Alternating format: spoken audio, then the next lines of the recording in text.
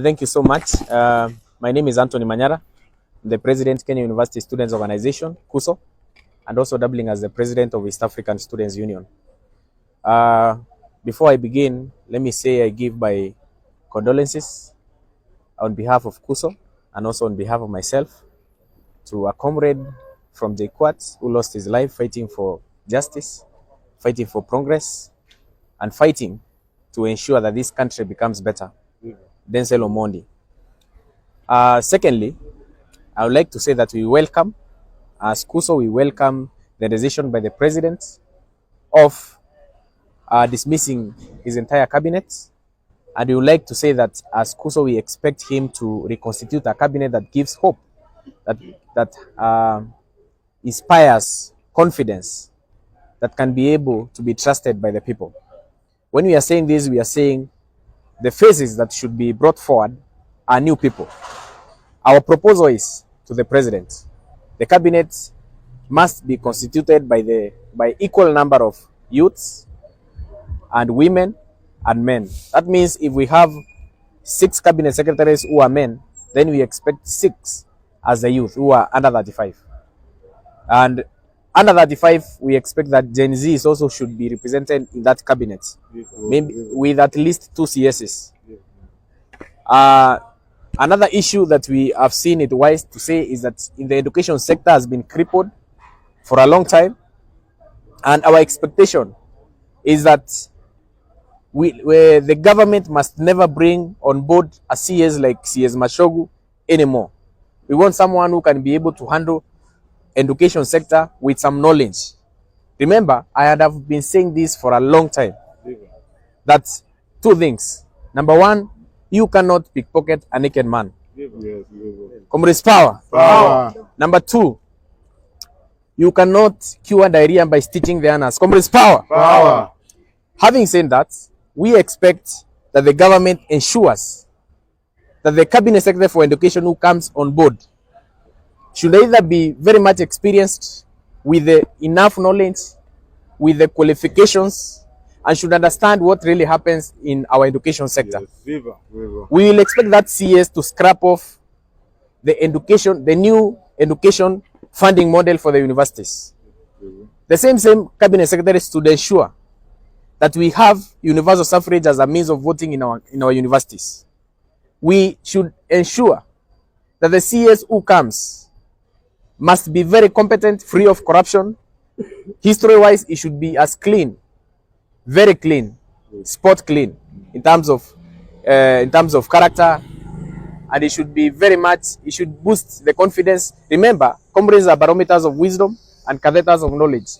We expect the person who comes must be able to give us confidence to represent students the way they expect. Another issue is that the young people spoke and they said, the Gen Z, they said that they are leaderless, tribeless, and partyless. Therefore, the leaders who will come on board as CSs, they should be able to boost they should be able to woo the trust of those young people by creating more job opportunities, by also reforming the National Youth Council, which has been very much inactive for a long time. Comrades, power. The National Youth Council should be able to be dissolved. The Parliament should compel the National Youth Council to conduct elections, and the people who should be at the helm, they should be very much competent. They should be people who are the true voices of the people. Not just a few people wanachukuliwa and then they get appointed and then they also make the youths to be frustrated. National Youth Council should be a voice which should create job opportunities to young people.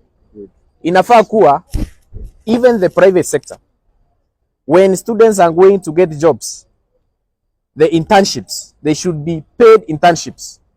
Si unatoka nyumbani and then you are not able also to afford transport, and then you expect them to work the whole day, and then you cater for your own food, meals, and so forth. So therefore, we expect these governments to compel the private sector to create more job opportunities, not job opportunities alone, internships, paid internships. I must emphasize on that. Paid internships and attachments. And they should offer incentives to those companies, private companies, even government parastatals themselves and government agencies. They should be able to open up a pool of opportunities for these young people, because I know very well, William Ruto, even if you change the cabinet, even if you dissolve the whole parliament, na watu waende wapigiwe kura, you still have the same problem, because you are leading people who are angry and hungry. Therefore, ensure we come up with policies, reforms that can be able to boost confidence of the masses, especially young people. Because in the years before, 1990s, 1980s, very many people grabbed land. Very many people had a lot of wealth. The way we are brought up, these young people, all of them, all they have are qualifications with no jobs. They have nothing to show. Therefore, the only way to boost confidence and to ensure this nation is harmonious, there is harmonious existence from those we found before us and those who are coming up, is to ensure we create opportunities for them. They get jobs, stabilize the economy. When we are talking about bringing up jobs, then we should be able to boost manufacturing. We should be able to ensure that certain parastatus, hiyo corruption ambayo ilikuwa huko, we are going to be very keen on those director generals, CEOs, all these government employees who have been squandering public money, who has been embezzling public funds. We know very well some of these agencies that audit the kind of work that is being done there. Some of them, they are subject to corruption. The youths themselves. Because as I said, comrades are wise. They are very wise. Therefore, going forward, we will audit those parastatals ourselves. We'll audit those government agencies ourselves.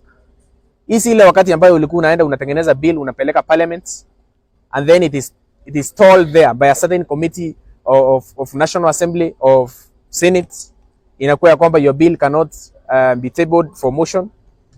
Going forward, we'll be able to fast track those things. We understand the law, we understand the constitution, and these are things we expect to be done. Any questions? Okay, you've talked of the cabinet secretaries being dissolved, no? Yes. Maybe where is the area that you think that the president should focus more, considering that cabinet secretaries, nani wapi unadhani anafaa kukilini? I have also to emphasize that when we have commended the president for dissolving his cabinet, our expectations is that no single cabinet secretary will be returned back, will be rehired. Simply because these are the same faces that we saw they were his friends. Mr. President, ulifanya vizuri kwa wapea kazi for a certain duration of time, maybe it's 2 years. Hiyo kazi wamefanya. Some of them we have seen they have scored enough money. That money is enough. Watumie hiyo pesa wako nayo, waende nyumbani wafurahie. But we need new faces who can be trusted. So going forward, we don't expect a kind of reshuffle.